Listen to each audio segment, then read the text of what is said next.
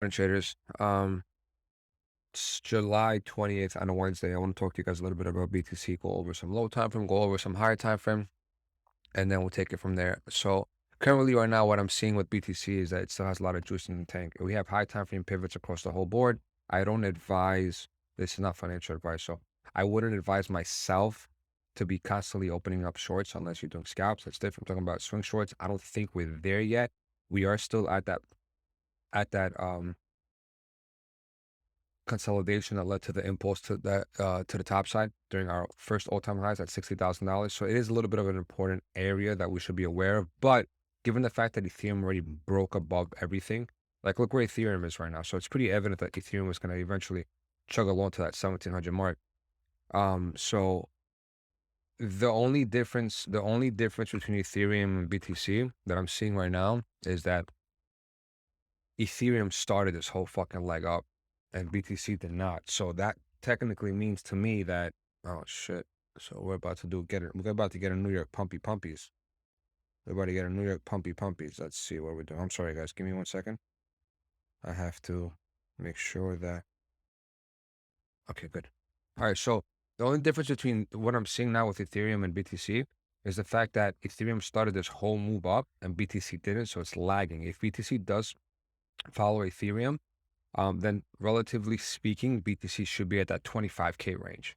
I do have something drawn here, which I'll explain to you in a minute, but let me just go over Ethereum real quick. Like if you look at how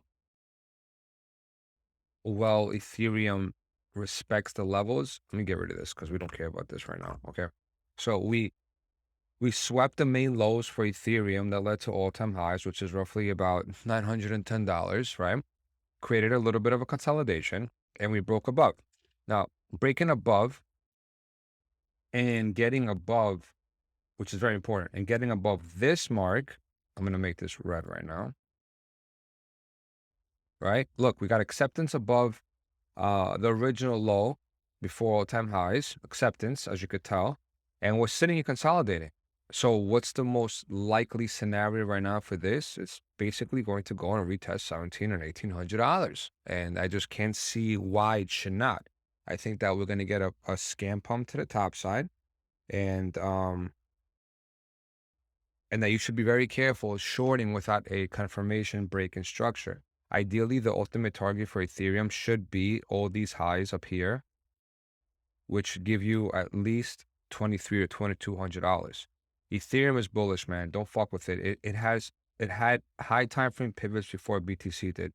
The only difference between Ethereum and BTC right now is that BTC is lagging at least one tick behind, which means that we can get a decent assumption as to where we should go as long as Ethereum does not reject. Let's go back to BTC and let me show you guys something. The 2-day on BTC has officially given us an algo fire on the histo, which is what I really wanted to get when I was in the longs, to hold them and ride them up until the 2-day has this histo fire. But in the flip side, the 2-day has given us a very ugly bear div, right? Very ugly bear dip across the whole board, right? Across the whole board. So be very cautious. It's very obvious that this move, whatever move we get right now, is going to end up getting rejected. The only thing is, first of all, I'm going to say this again live. This isn't a macro bottom for me. I'm confident that this is not a macro bottom. Local bottom, sure. Macro bottom, absolutely not, personally speaking, unless we actually range out the oscillators. Like we're too, our oscillators are way too, they're downtrending, man. There's nothing bullish about these oscillators over here, right? So all this is going to be is just like another bear market rally, which is fair and you can make a lot of money off it. So anyway, let's go back to the daily. I'm gonna show you guys something very beautiful. I want you guys to see something. Ideally, you have this range high, which is sitting at roughly about $22,000. Any move back down is a fair long, as long as we don't break and come back down. Go to your 12-hour, open up your block. Wrong indicator, open up the block. You see that's 12-hour block at 20,700, 20,800. Relatively speaking, unless we actually break under that, we are officially bullish and that structure should stay intact. The lower time frame is bullish, guys, like very, very bullish. So any move back down to 22K should offer a bounce, obviously, to 25. If we get above 25,000, you're talking about getting back into this old range and retesting the breakdown, which is $28,000 to $30,000. Any move that deviates this range high, if you deviate this and you come back down to the 12-hour block, 20,700, and you actually get a reaction and you pump and you come back to the top and you reject, you're going down and you're taking out these lows and you're taking out these lows. And chances are when you are down there, you probably will do a div and sweep the main low. So this is the only scenario I'm watching. I know there's a lot of juice with the oscillators. There's a lot of juice with the oscillators, so I'm not really I don't care to short. If I'm shorting, I'm scalping. I'm in and out. I'm playing the 10 and the 5-minute and the 15-minute time frame. Now that I got comfortable with the fair value gap indicator, I'll explain to you what I do in a second. But regardless of all that, don't short prematurely, guys. Like this thing still has gas. I'm not telling you it's bullish or bearish, but it has gas. Like if you look at the PTT, you have 1, 2, 3 tops, and then you died. You have 1 top, 2 top. You don't even have your 3rd top yet. And usually when you get your 3rd top, you could tell that you have potential maybe a day or so before you collapse. So you don't need to catch the top. Wait until indicators start flashing. Again, daily hidden bull div, a bear div. Obviously, you could tell it's coming from all the way up there. So there isn't really much that concerns me about this being a macro bottom. It's very doubtful. I don't care. I'm not going to change my perspective. This is going to be a beautiful bear market rally. You can make a lot of money if you actually catch this. I'm with you. I agree with you 100%.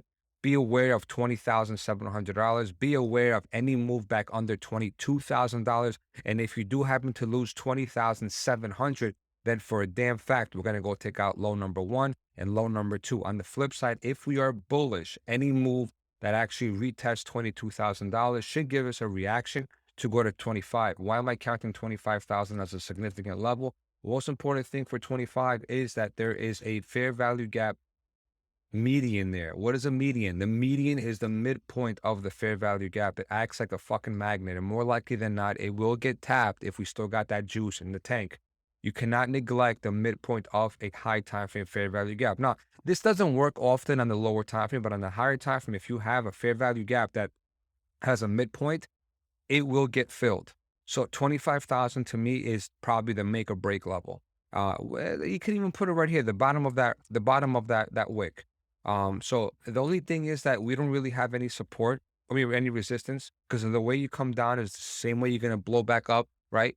The way we just like literally annihilated every single long and just free fell from 30 down to 17. Usually it's the same way, same thing happens. You go straight up to the top side. But I'm so confident, I'm so fucking confident that the bottom is not in. Now, the only way that I would change my perspective is if we range long enough and we go sideways long enough, where we do this, where we reset all the indicators. And then at that point, once I see a weekly pivot, which we haven't had in fucking probably 3 years, when I see a weekly pivot, then I will say, guys, I'm pretty much all in. Right? At that point, then I will be very confident that the bottom, the macro bottom is in, and then it's going to be up only for a couple of fucking quarters. Until then, I'm sorry. This is just going to be a bear market rally, which is great. You can make a lot of money. Altcoins are already up 2x if you think about it. Like a lot of these altcoins have been up 2, 3x. I'm not even exaggerating. Some of them are up legit 2, 3x. Let's see. I don't know what this is up. Maybe 150%. Yeah, 140%. A lot of altcoins made moves. So anyway, if you look at your higher time frame, every single altcoin that, if you're in any altcoin, just highlight your daily order block, and that's how you know that we are potentially on our way to hit the daily order block for a majority of the altcoins. And that's it. That's it. This is all I want to tell you guys about BTC. Now, in regards to lower time frame, what am I watching on lower time frame, guys? Most important thing, Wednesday range.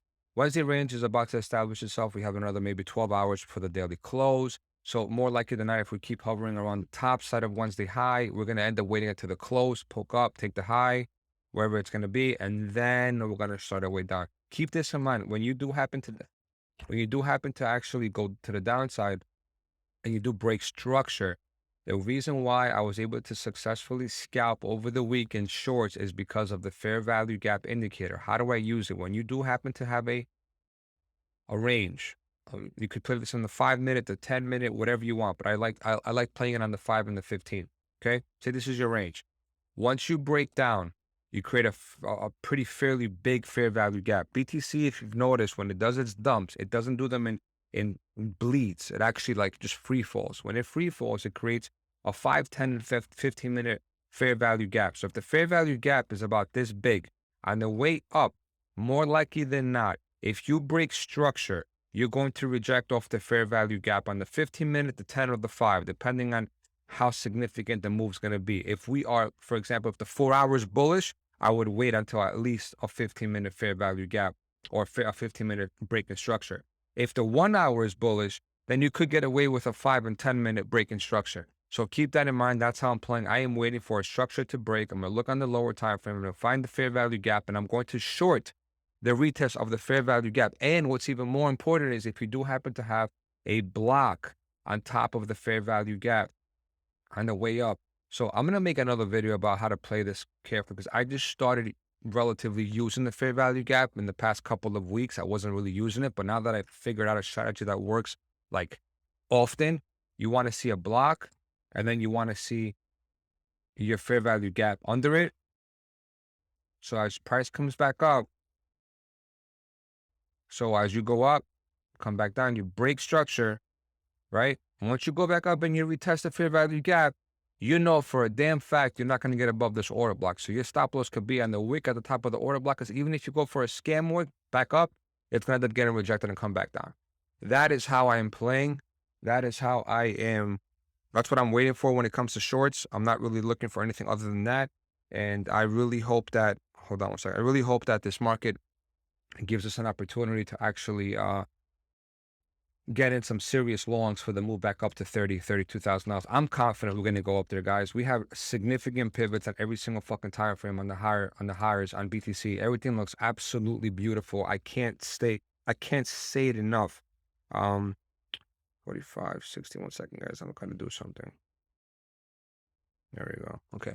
I can't say this enough. So I'm excited for what's about to come. I brought in a lot of capital. I can't wait to use it. Just keep in mind that the 2-day and the 3-day histo fires are active. Wait for at least another daily. Look at the daily, right? If your daily is up here and you have your MSTX fire and it's just like this, more likely than not, you're going to die, bro. And if you see all the reds and the histos have been led to death. Same thing with the RSX. Look at the RSX. Once you get these reds during a down market, just be careful. I'm not telling you to short blind, but be careful. And we are close to getting a red daily. Now, the only thing that might throw us off is if you do happen to get a daily reset, right? Which means that this is how I combine these two together. Hold on a second. I know this might be a little bit too advanced, but I might as well say it because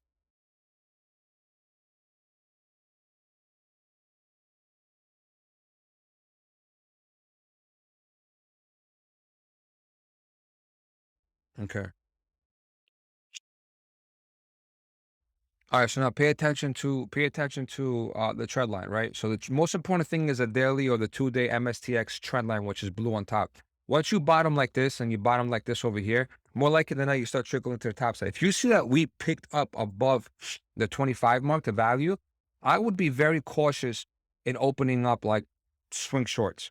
Scalp shorts, do whatever you want, but I'll be very cautious. That means that every single time your daily is going to reset the RSX, you're gonna get a significant pump. So once you see the daily trend trending to the top side, if you start seeing this, and then you start seeing greens in the bottom, right? That means be careful. Be careful. So when the trend line is trending down like this, and you see greens, doesn't matter. It won't do nothing. You're not going to be able to, you won't pivot. You won't pivot, unfortunately.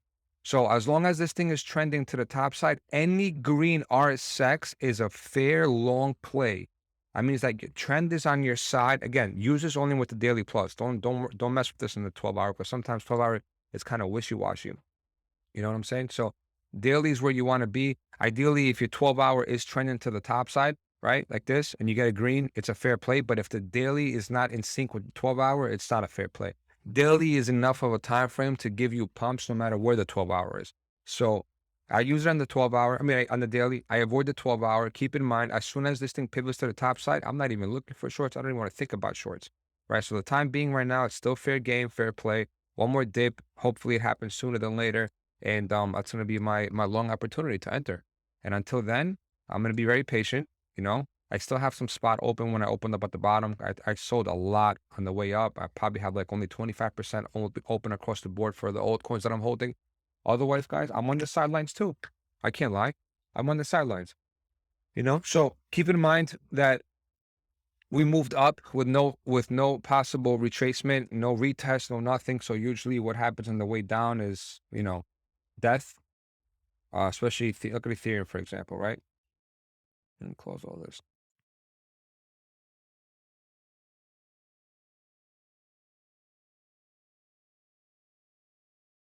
Okay, so now for a fact that whatever move you get, top side comes down, whatever the case is, you're not gonna have enough support to keep bouncing on the downside. These big candles are air. They're all air. So if you delete everything and you just start marking the bottom of those candles, support number one, support number two, support number three. Look how big the gaps are. They're pretty fucking massive, right? So I'll be very cautious and I'd be very cautious in on the way down doing longs only. All right, guys. That's pretty much it. Again, some advice without being financial advice. Don't be shorting blind, guys. This is still bullish. Don't be shorting blind. Wait until we break some kind of structure on the lower time frame before you go crazy in shorts. Everything still looks intact. There's a lot of fucking gas in the tank. Even Ethereum still has gas in the tank. But this is the first time the daily turned red in the RSX since March, guys. So we went from March until now, all death. The minute you get above the midpoint, you got to just stop shorting, swing shorting, scalps, do whatever you want to do. So be very cautious. I think the market is going to leg up. Um, whether it's a scam or not, don't do anything stupid and short blind. Wait until market structure gets broken. Daily too, daily. Last time the RSX was red was in March. We're not even ready yet. So we have gas. We got gas. What is that? Ethereum is trying to go for the highs. Let's see if we can go to 16.6 with Ethereum. 16 mofo 6 block. Whole daily looks good at 24s. You know what's funny? I'm gonna end up selling a lot of my spot that I had from originally from top to bottom. Not the new ones that I opened up, the ones from the top. So I could be able to get more capital to buy the dip and see what happens when we hit the 7-hour block. There should be a 6-hour block here too that I had on my chart. Yeah, there is. Yeah. This will be very interesting to see what happens. This is kind of troublesome. This is kind of troublesome. This is very troublesome. All this down here. Here. Usually when that happens, it's like a free fall to the downside. It's like the parabolic move goes up and then flips down and then just collapses. Soul. At least I'm still holding my soul. But I was gonna short. I wanted to short soul at 49, 50,000. I mean, 49 to $50. I wanted to short soul. I might not do it. I don't know. We'll see how the market looks. Yeah, soul still looks good. Agua still looks good too. At least for $41, 41 cents. How does it lower time frame though? Yeah, you see it again, your heads. Still bullish. See how the 1 hour hasn't crossed even nearly close to the mid? That's how bullish this fucking thing is, guys. Be careful. I still think we get a retracement by tomorrow, Wednesday range. I do think so. I do think so.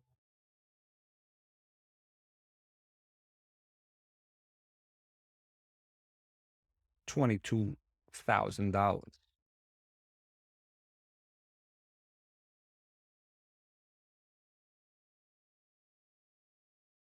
There you go. Yeah, we're not even at over under yet. I don't know, guys. I'm not eager to short this and I'm not eager to play this yet. I'm waiting for my retracement. Trade safe. I don't know how much more gas this thing has, but I wouldn't really do much unless I see a daily reset. And what I mean by a daily reset is give me some red on the daily. Give me some red on the daily. Give me some red on the daily and the RSX, what we have over here. And then I'll start looking for some pretty heavy multi-day hold shorts.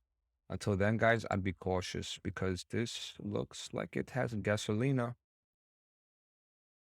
This has gas. It has gas. There's 25. 25 right there.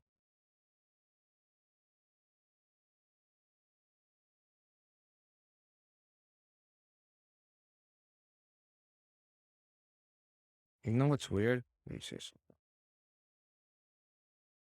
Oh, we're right at the golden pocket. Interesting. I didn't even notice that. Where's the one-to-one extension? Oh, even at the even in the extension, we're at the golden pocket. Oh, guys, this actually might be rejecting here then. Interesting theory. Yeah, awesome. This is your golden pocket of the actual extension right there. Cool. Let's see what happens at 24s. Guys, trade safe. Any questions that you might have, please feel free to DM me. There's a lot of changes that are going to be pending in Discord. Everything is moving a lot slower than what we anticipated because John's still MIA, unfortunately. Not really MIA, but he's still at work. Um, and yeah, DM me if you have any questions, guys. Cheers.